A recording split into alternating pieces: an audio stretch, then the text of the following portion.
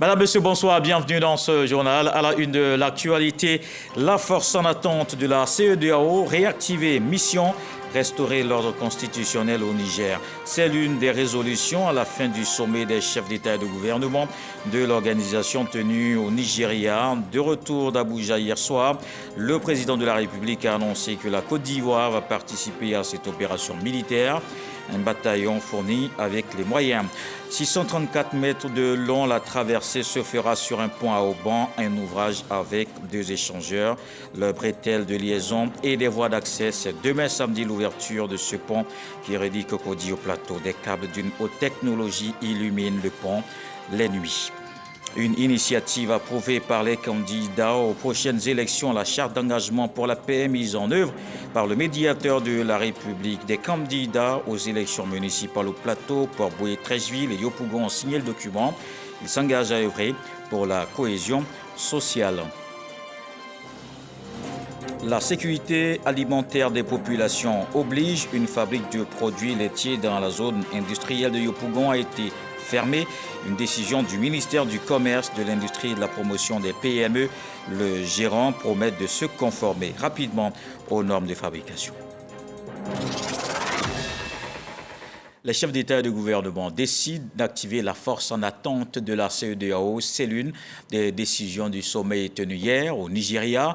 Le président de la République, Alassane Ouattara, était à Abuja pour cette rencontre. De retour hier dans la soirée à Abidjan, il a précisé que la Côte d'Ivoire va participer à cette opération militaire. Jérôme Kofi Abolin. Réunis ce jeudi à Abuja, au Nigeria, les chefs d'État et de gouvernement de la CEDEAO ordonnent l'activation de la force d'intervention d'attente de la communauté en vue du rétablissement de l'ordre constitutionnel au Niger. Le président de la République de Côte d'Ivoire, Alassane Ouattara, après avoir pris part à ce sommet de 24 heures, est de retour à Abidjan. Le chef de l'État est accueilli à sa descente d'avion par le vice-président de la République, Tiemoko Melie-Kone, entouré de plusieurs membres du gouvernement, avec à leur tête le Premier ministre Jérôme Patrick-Achi.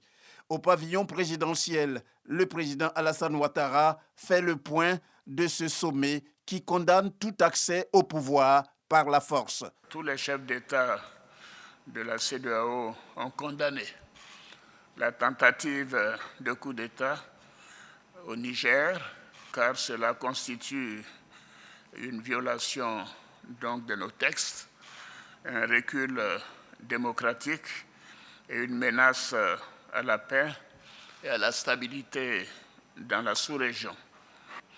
Ainsi, nous avons réaffirmé à l'unanimité que le président Mohamed Bazoum est le président légitime, légal et démocratiquement élu de la République du Niger. La CEDEAO, en fonction de toutes les informations que nous avons obtenues, le constat de manque de volonté de la part des putschistes de rendre le pouvoir au président démocratiquement élu, la CEDEAO, les chefs d'État ont décidé d'activer la force en attente et de déployer cette force pour rétablir l'ordre constitutionnel au Niger. Avec cette décision d'ordonner l'activation de la force d'attente de la CEDEAO, les chefs d'État et de gouvernement de la communauté entendent tout mettre en œuvre pour éviter la contamination des coups d'État, surtout en Afrique de l'Ouest. À noter que le cas du Niger est le 4e coup de force après ceux du Mali, de la Guinée et du Burkina Faso. Et la Côte d'Ivoire mettra à disposition un bataillon avec les moyens pour accomplir la mission. C'est ce qu'a déclaré hier le président de la République de retour d'Abuja. Je vous propose justement sa déclaration à l'aéroport Félix Houphouët-Boigny d'Abidjan. Je viens de rentrer d'Abuja où j'ai pris part à un sommet extraordinaire de la CEDEAO sur la situation politique au Niger. Il s'agit du 2e sommet que notre organisation tient sur la situation dans ce pays frère en 10 jours, ce qui démontre notre forte préoccupation au niveau des chefs d'État. Alors, tous les chefs d'État de la CEDEAO ont condamné la tentative de coup d'État au Niger, car cela constitue une violation donc, de nos textes, un recul démocratique et une menace à la paix et à la stabilité dans la sous-région.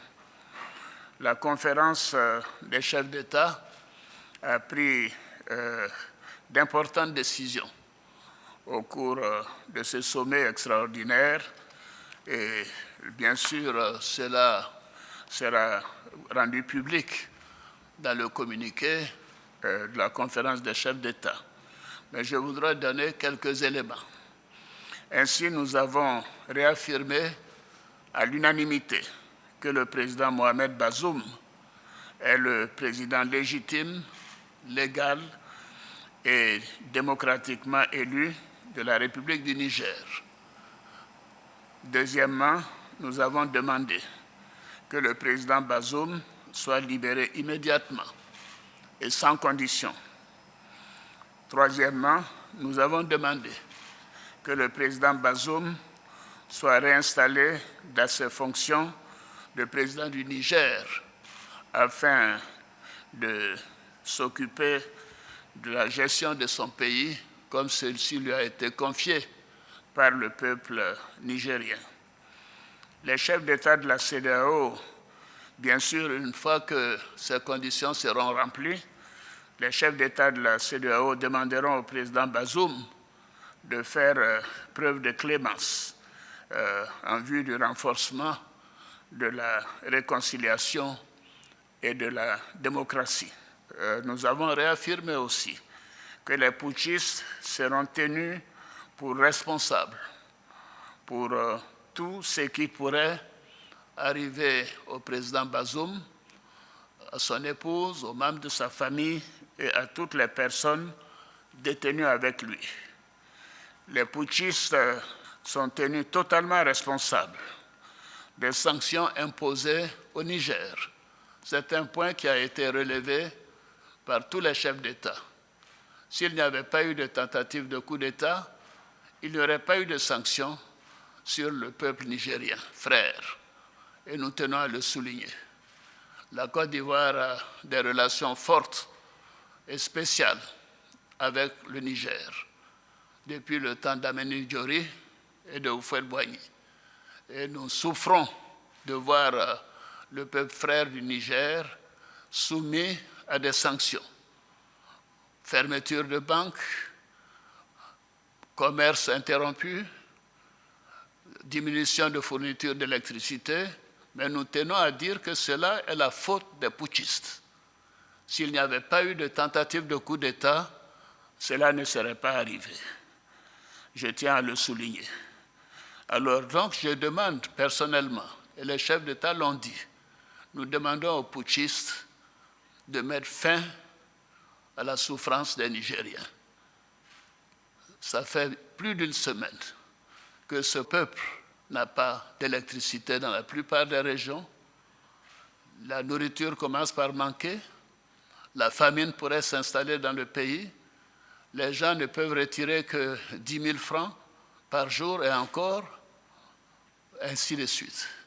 Il faut mettre fin aux souffrances des Nigériens. Alors, la CEDEAO, vous savez, a fait sa part. Elle a dépêché plusieurs émissaires, dont l'ancien chef d'État, le président Abdou Salam Aboubakar, et le sultan de Sokoto, Saad Aboubakar. Mais ils n'ont pas été reçus par le chef de la junte.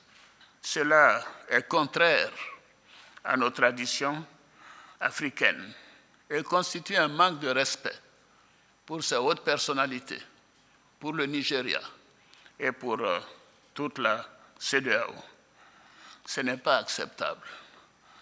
La CEDEAO, en fonction de toutes les informations que nous avons obtenues, le constat de manque de volonté de la part des putschistes de rendre le pouvoir au président démocratiquement élu, la CEDEAO, les chefs d'État ont décidé d'activer la force en attente et de déployer cette force pour rétablir l'ordre constitutionnel au Niger. Il nous a été présenté le concept d'opération et le plan d'opération du comité des chefs d'état-major de la CEDEAO. Et ce plan a été validé. Et maintenant, il doit rentrer en fonction. Et les chefs d'État ont marqué un accord donc, pour le déploiement des troupes d'un certain nombre de pays, dont la Côte d'Ivoire. La Côte d'Ivoire fournira un bataillon et a pris toutes les dispositions financières pour l'opération. Si elle doit durer 3 mois, les provisions seront faites au niveau budgétaire pour que nos soldats et nos officiers qui participeront à cette opération ne manquent de rien. Donc la Côte d'Ivoire est prête et je viens de donner instruction au chef d'état-major général des armées de commencer la mobilisation de ces troupes pour leur participation à cette opération de la CEDEAO. Alors évidemment, les chefs d'état-major, je pense, auront d'autres rencontres pour finaliser les choses, mais ils ont l'accord de la conférence des chefs d'État pour que l'opération démarre dans les plus brefs délais. Je voudrais indiquer que ces décisions sont collectives, sont celles de la communauté des États de l'Afrique de l'Ouest. Ce ne sont pas des décisions qu'il faut attribuer à un État, que ce soit le Nigeria ou la Côte d'Ivoire ou le Bénin. Ces 3 pays déjà ont indiqué leur capacité de participer à cette opération. D'autres pays le feront bientôt. Donc la conférence des chefs d'État tient à le faire savoir que c'est une opération de la CEDEAO. Ce n'est pas une opération des Nigérians contre les Nigériens ou des Béninois contre les Nigériens, puisque ces 2 pays sont des pays voisins du Niger. Bien évidemment, ce n'est pas une opération ivoirienne contre nos frères nigériens. Mais nous sommes déterminés à réinstaller le président Bazoum dans ses fonctions de président démocratiquement élu de la République du Niger.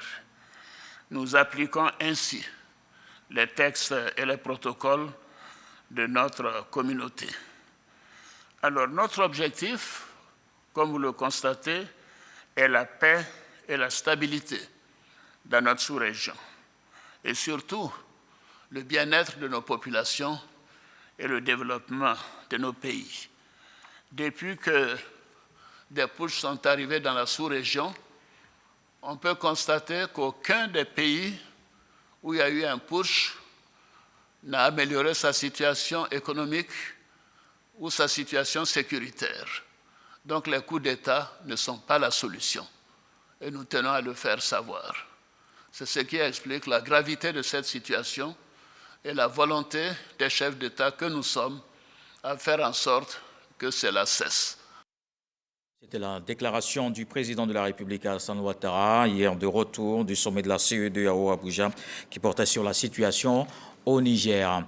Une silhouette élégante, sa finesse assure un confort visuel. Le pont à haubans de Cocody sera ouvert demain, samedi, à la circulation. Tout se met donc en place pour l'inauguration de cet ouvrage qui relie les communes du plateau et Cocody. Pour voir les préparatifs, allons justement sur ce pont retrouvé à Manguivé. Bonsoir, Eman Guivé. Vous êtes, je le rappelle, avec le ministre de l'Équipement et de l'Entretien routier.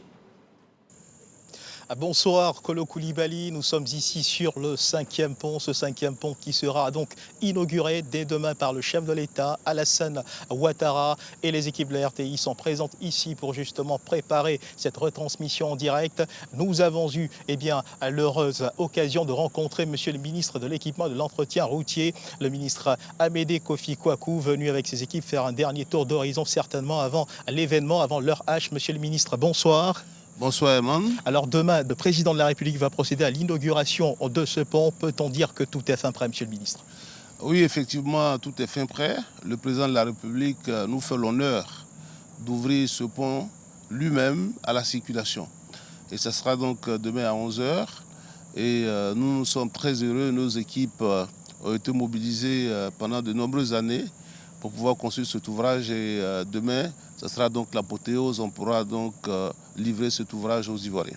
Alors, monsieur le ministre, peut-on dire que demain, juste après cette inauguration, le pont sera livré à la circulation? Ah oui, effectivement, comme vous avez vu qu'il y a des installations pour l'ouverture officielle, on pense que dès qu'on finit, le temps qu'on démonte, donc demain c'est samedi, dimanche, dans l'après-midi, dès qu'on aura fini de démonter, l'ouvrage sera livré à la circulation. Il n'y a pas de problème, c'est un bel ouvrage, les Ivoiriens l'attendent, les Ivoiriens veulent le visiter, veulent l'emprunter, donc nous allons démonter rapidement toutes les installations de sorte que les Ivoiriens puissent passer. Alors, monsieur le ministre, les travaux de ce pont, pour être plus pratiques, les travaux de ce pont ont débuté en 2019. Peut-on dire que les délais ont été tenus? C'était prévu pour environ une trentaine de mois. On en a fait 45, simplement parce qu'entre-temps, il y a eu le problème de la Covid. Toutes les usines étaient fermées parce que tous les éléments qui constituent le pont, la partie métallique, c'est quand même 7000 tonnes d'acier qu'il fallait importer. Avec la fermeture des usines, tout ça, ça a pris un peu de temps.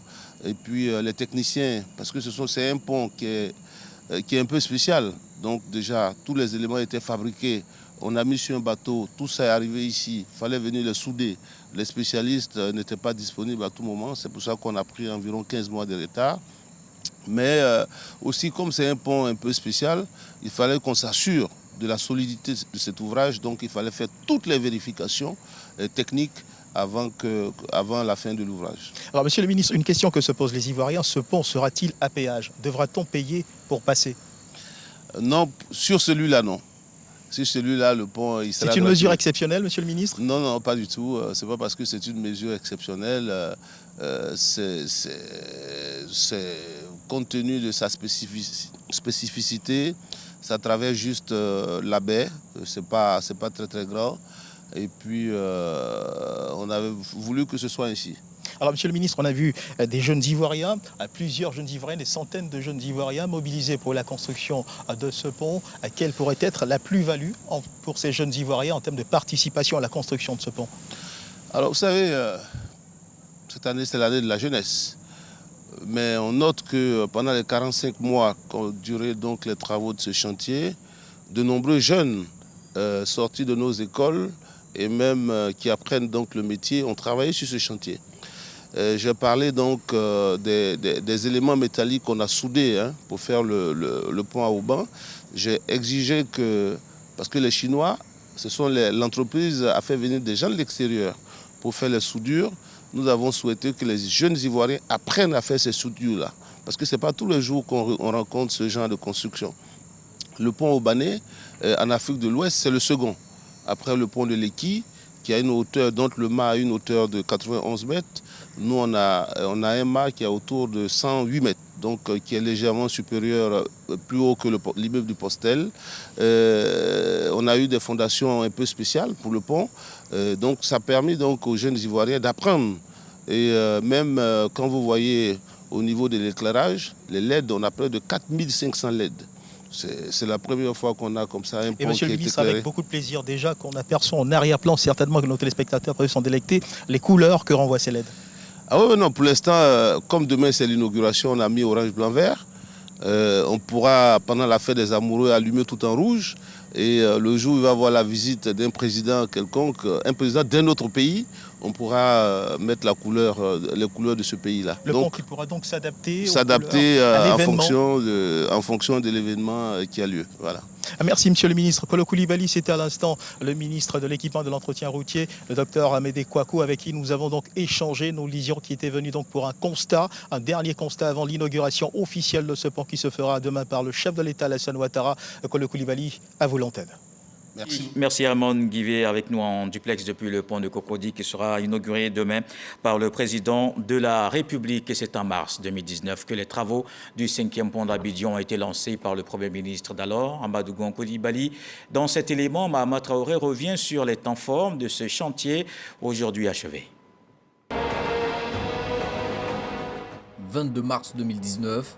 Le défunt ex-premier ministre Amadou Gon Coulibaly lance le premier coup de pelle du 5e pont d'Abidjan. Selon la maquette projetée, ce sera un pont à Auban perché au-dessus du chenal de la baie de Cocody, censé fluidifier le trafic entre les communes du plateau et de Cocody. Après le lancement des travaux, il faudra plusieurs mois à l'entreprise chinoise chargée d'exécuter le chantier pour s'installer. Contre toute attente, survient la pandémie de Covid fin 2019, ce qui va ralentir les travaux dans cette phase initiale. À la date du 16 décembre 2020, le chantier n'en est qu'aux travaux préliminaires de la fondation du pylône. Les ouvriers procèdent notamment au ferraillage de la semelle qui aura une hauteur de 5 mètres, c'est-à-dire le niveau supérieur de la fondation du pylône qui repose sur des pieux déjà établis jusqu'à 80 mètres de profondeur sous le sol de la baie de Cocody. Peu à peu, le chantier atteint sa vitesse de croisière. Novembre 2021, c'est au tour des piles de l'ouvrage de se dresser de part et d'autre de la baie. Sept mois plus tard, juillet 2022, c'est la pose des tabliers métalliques importés de Chine et assemblés sur place. Le pylône lui a déjà pris forme et s'achemine vers sa cime. Une date à retenir, le 9 décembre 2022. Experts et ouvriers fixent enfin le premier auban sur le sommet du pylône. S'enchaînent les 18 autres dans les semaines qui suivent jusqu'à février 2023. Cette étape précède le bitumage de la chaussée et les œuvres de finition entre février et juin 2023.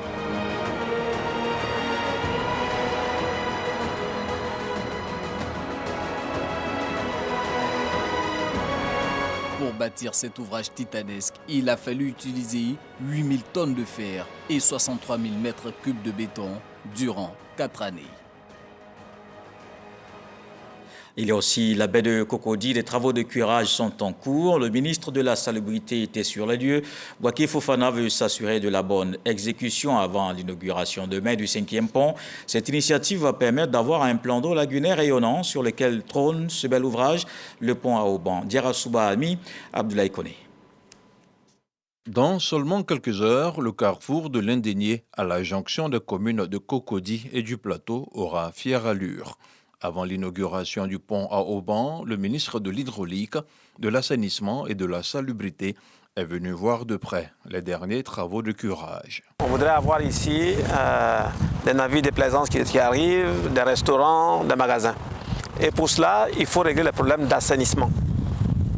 Ici arrivent toutes les eaux usées. Les eaux usées, c'est quoi? C'est les eaux de nos toilettes, les eaux de nos cuisines, qui viennent depuis Abobo, depuis Anyama, depuis Adjamé, qui arrivent ici à Cocody. Pour mieux valoriser la baie de Cocody, aucun effort ne sera de trop. Plusieurs stratégies ont été mises en œuvre pour assainir le périmètre. Nous avons déjà un code de la salubrité et de l'hygiène.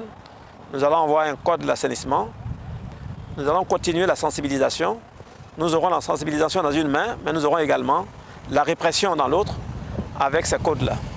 Parce qu'une fois qu'on aura le code de l'assainissement, nous sommes en train de déployer en même temps la brigade d'assainissement et de salubrité, aussi bien à Abidjan qu'à l'intérieur du pays. Une fois qu'on aura les deux codes en vigueur, il faut que les Abidjanais, les Ivoiriens s'habituent à avoir des agents de la brigade d'assainissement et de salubrité, aller chez eux pour aller vérifier leur dispositif, leur système d'assainissement. L'objectif de ces travaux est d'avoir à terme un plan d'eau lagunaire propre et pour que la lagune retrouve sa qualité d'antan, en évitant au mieux d'obstruer les ouvrages de drainage. Dans l'actualité également ce vendredi, les candidats aux élections municipales au Plateau, Port-Bouët, Treichville et Yopougon signent la charte d'engagement de la paix, une initiative du médiateur de la République qui va amener les acteurs à des élections apaisées. Ces candidats se sont donc engagés à œuvrer dans la cohésion pour un environnement électoral sans violence et rigoré. Le médiateur de la République poursuit sa sensibilisation pour maintenir la paix en période électorale. En face de lui, les candidats au municipal de la commune de Treichville.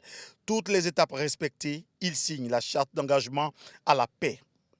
À leur suite, les candidats de la commune de Port-Bouët sont à l'honneur. Ils bénéficient des conseils du médiateur de la République. Chers candidats aux élections municipales, je voudrais vous inviter à conduire une campagne électorale apaisée, sans violence, où seul le programme et les projets de société seront exposés aux électeurs en vue de recueillir leur suffrage. Ils prennent connaissance de la charte d'engagement, la signent et immortalisent le moment. Après eux, les candidats de la commune du Plateau s'installent. Ils procèdent de la même façon, preuve de leur adhésion totale à l'idée. Signature de la charte et immortalisation du moment avec le médiateur de la République. Après eux, les candidats au municipal de Yopougon sont reçus dans le même décor et la même disposition. Après avoir été témoins de toutes ces étapes, ils s'engagent. Et donc nous voulons des élections apaisées. Nous sommes heureux qu'on nous ait invités à cette rencontre-là. Et véritablement, nous voulons des élections apaisées et transparentes à Yopougon. Élection, ce n'est pas palabre. Moi, Kei, candidat, je m'engage aussi à participer à des élections apaisées. Nous allons continuer sur cette ligne droite pour les élections du 2 septembre, pour le bien-être de la population de Yopougon. Pour moi, rien ne peut se faire sans paix. Et donc tout peut être obtenu, tout peut se faire dans la courtoisie, l'élégance, parce que ce qui nous unit est plus fort que nos compétitions. Le médiateur de la République reste constant dans cette vision. Un bilan très positif qui se termine avec la très grande commune de Yopougon.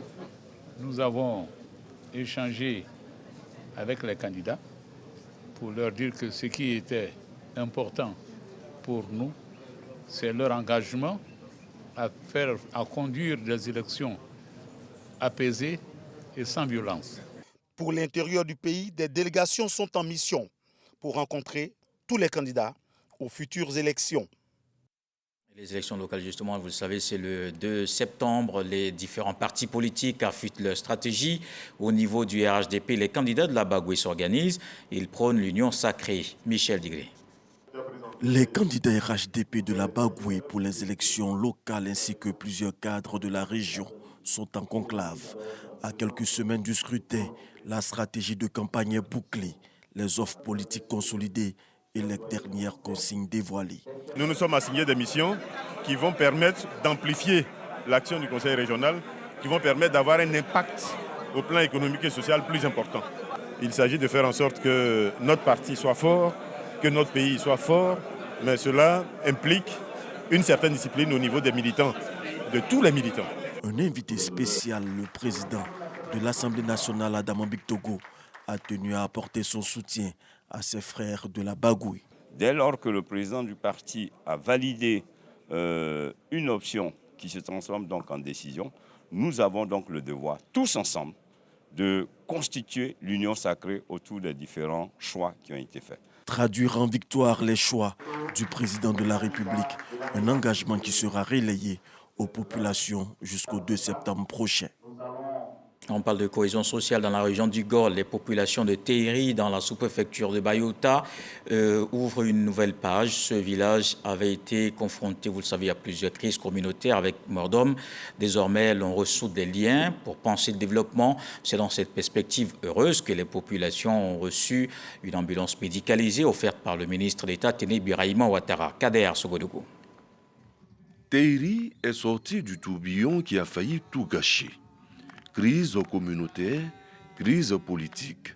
5 morts, 47 blessés, 76 maisons brûlées, 26 autres saccagées. Le mur de la haine et de la méfiance tentait de prendre pied dans ce village de plus de 15 000 habitants, rattaché à la sous-préfecture de Bayota et à Gagnoua en ce qui concerne le département. Grâce aux efforts de ses enfants, Théiri reprend l'envie d'exister. Ces enfants veulent porter le village vers le développement. Les plus jeunes plantent le décor. Je demande au président de la République d'arranger mon village, qu'on puisse avoir des goudrons, les hôpitaux, les mairies, les écoles. En attendant une sous-préfecture ou une mairie, les cadres ont compris l'impérieuse nécessité de se mettre ensemble et de tout changer. René Legré-Okou prend le devant pour fédérer. Je me sens dépositaire d'une espérance et d'un espoir immense. Le processus qui a valu ma désignation n'a pas consacré la victoire d'une frange de la population sur une autre, d'une ethnie sur une autre, d'une obédience politique sur une autre, encore moins d'une génération sur une autre. Elle a vu plutôt la victoire du village de Théiry et de ses populations notamment, désireuses de se donner les moyens d'entrer fortes et unies dans le train du développement au nom de leur communauté de destin. Théiry pourra compter sur le GO. Alcide Djedje, ancien membre du gouvernement, se tient à ses côtés. L'ex-ministre Désiré Dallo montre la voie à suivre. La maison développement que vous projetez de construire pour Théiry doit avoir pour fondation la fraternité vraie. Il s'agira donc d'être attentif aux préoccupations locales à l'aide d'une approche participative. C'est la fraternité vraie, l'amour de l'autre, l'amour inconditionnel sans calcul qui permettra de mieux bâtir. Vous soutenez cette volonté de paix, de cohésion et de développement. Le ministre d'État, ministre de la Défense, Téné Birahima Ouattara, offre une ambulance médicalisée et une espèce sonnante et trébuchante avec des recommandations. Le ministre d'État, ministre de la Défense, nous charge de répéter que le développement passe par la cohésion sociale, que le développement passe par la tolérance, que le développement passe par la retenue. Théiry est dans la joie. Et en pays bêté, quand on est content, on danse le gbegbe ou le zagrobi. Théiry respire. Théiry vit. Au nord, dans le département de Ouangolo, le député Traoré Drissa a organisé une tournée de sensibilisation des populations à la culture de la paix et de la cohésion sociale. Cette initiative s'inscrit dans le cadre des activités parlementaires qu'il a initiées, une campagne pour des élections apaisées le 2 septembre. Kader Sogodougou. Le député de Ouangolo-Dougou et Kawara initie une tournée dans plusieurs localités de sa circonscription. Objectif, sensibiliser la population sur les valeurs de paix et de cohésion sociale. Au cours de cette visite, Traoré Drissa exhorte les populations de la région du Djologo à s'inscrire dans la vision du chef de l'État, celle d'une Côte d'Ivoire unie et prospère. Il appelle à la culture de la courtoisie dans les propos et dans les comportements afin d'instaurer un climat apaisé avant, pendant et après les élections locales du 2 septembre. Honorable, tout le village vous adresse un vibrant merci pour toutes les actions de solidarité que vous posez sans cesse au profit de notre village. La paix est préalable à tout développement. C'est pourquoi nous sommes venus aujourd'hui à Zandanaka pour communier avec nos parents, avec la population, pour qu'ensemble nous puissions regarder dans la même direction. Surtout que les élections arrivent à grands pas. Et il faut parler avec ses parents. Cette tournée de sensibilisation s'est terminée par des activités sportives, facteur de rapprochement, gage d'un développement durable. Ici à Abidjan, hommage au président Bédié. Les membres de la Fédération pour la paix universelle Côte d'Ivoire sont dans l'élan de solidarité. Ils se sont rendus hier à la résidence de l'ancien président pour apporter soutien et réconfort à sa famille. La FPU a salué la mémoire des artisans de paix. Khalid Diomandé. Le président de la FPU Côte d'Ivoire, Fédération pour la paix universelle, Akassaye Lazare à la tête d'une délégation de 18 personnes à la résidence de l'ancien chef d'État, Henri Konan Bédié. Une visite pour partager la douleur de son épouse, de ses enfants et celle de la grande famille Bédié, encore affligée par la disparition du sphinx de Daoukro. La FPU veut surtout, à travers cette démarche, honorer la mémoire de celui qui aura été l'un de ses plus grands ambassadeurs pour la paix depuis 2012. Le président Bédié était un artisan de paix. On est touché. La Côte d'Ivoire perd un baobab. La famille Bédié perd un pilier central. Mais nous, Fédération pour la paix universelle, nous perdons l'un de nos meilleurs ambassadeurs de paix. Il a été distingué du prix international par les hautes autorités de la fédération. Une fédération qui est affiliée aux Nations Unies. C'est donc naturel que nous nous mobilisions pour venir de Yako à la veuve, à toute sa famille et même à la Côte d'Ivoire. Par la voix de son porte-parole, la veuve Henriette Bédié s'est dite touchée par cette marque de reconnaissance de la FPU à l'égard de son défunt époux pour son apport à la construction d'une paix durable en Côte d'Ivoire. Autre chose dans l'actualité, une fabrique de produits laitiers dans la zone industrielle de Yopougon a été fermée. Une décision du ministère du Commerce, de l'Industrie et de la Promotion des PME. La sécurité alimentaire des populations oblige. Les services lui reprochent une production dans un environnement qui ne respecte pas les conditions. Le gérant incriminé reconnaît les faits. Vous allez l'entendre dans ce reportage de Dangui Dangui. Il promet de se conformer rapidement aux normes de fabrication. Des produits laitiers, notamment de la crème, du yaourt et du déguet, sont fabriqués ici, dans cette usine située dans la zone industrielle de Yopougon. Cette fabrique vient d'être fermée temporairement par les services du ministère du Commerce pour conditions d'hygiène et de production sommaires. Je ne suis pas aux normes, certes, mais nous ne sommes pas clandestins. Et donc, nous allons faire en sorte de pouvoir respecter les normes.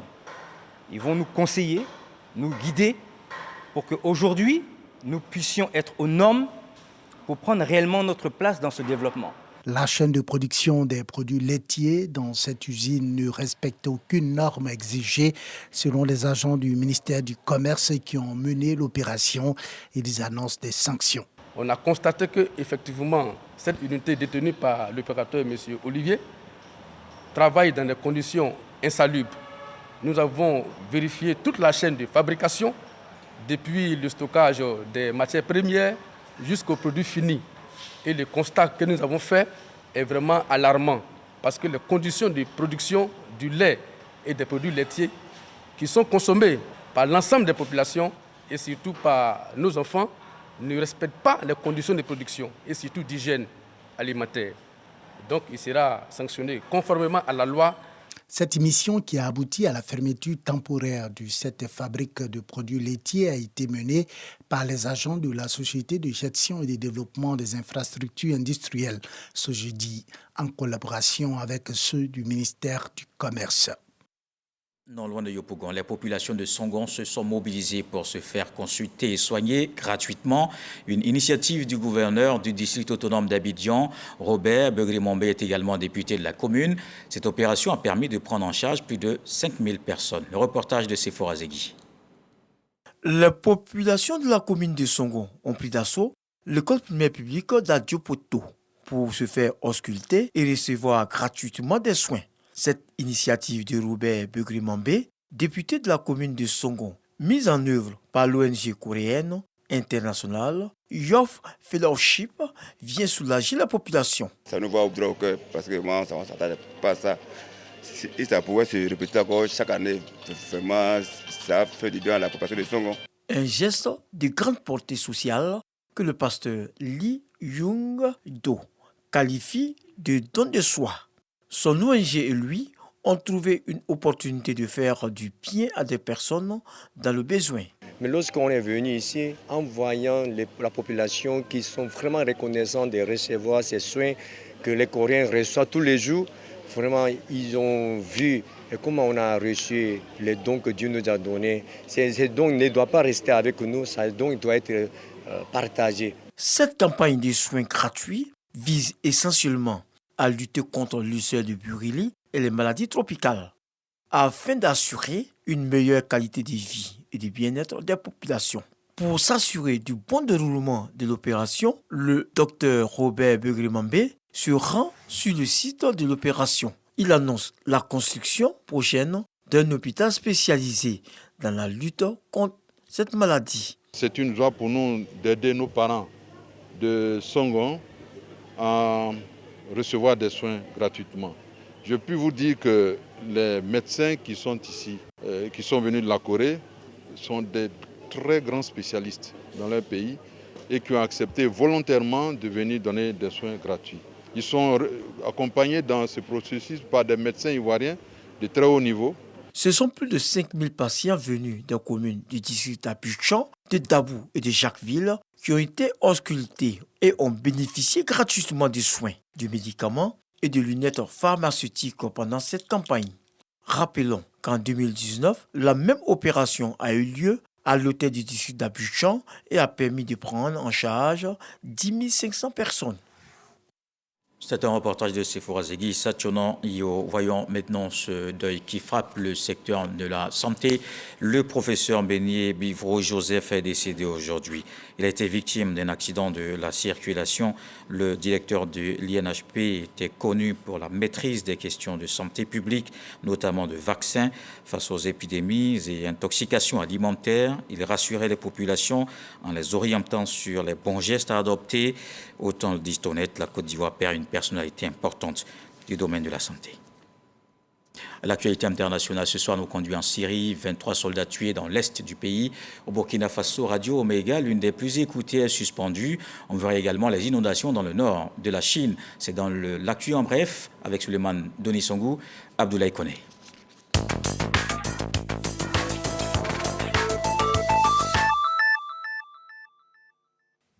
Burkina, le gouvernement, via un communiqué du ministre de la Communication, Rim Talba Jean-Emmanuel Ouedraogo, a décidé de suspendre jusqu'à nouvel ordre la radio Omega, l'une des plus écoutées du pays, après la diffusion d'un entretien avec le porte-parole du mouvement récemment créé au Niger, qui souhaite rétablir le président Mohamed Bazoum, renversé par un coup d'État le 26 juillet dernier.